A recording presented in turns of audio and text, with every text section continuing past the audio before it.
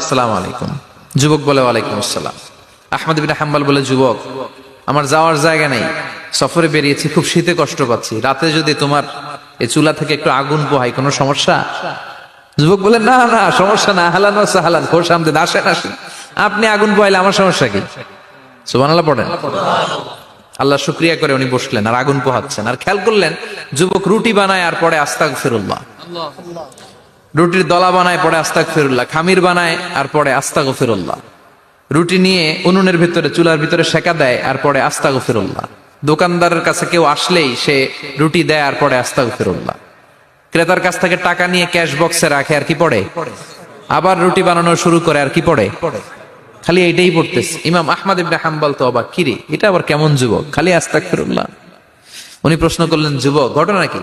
আসার পর থেকেই তোমার দেখতেছি তুমি রুটি বানাও, রুটি বিক্রি করো আর পড়ো আস্তাগফিরুল্লাহ।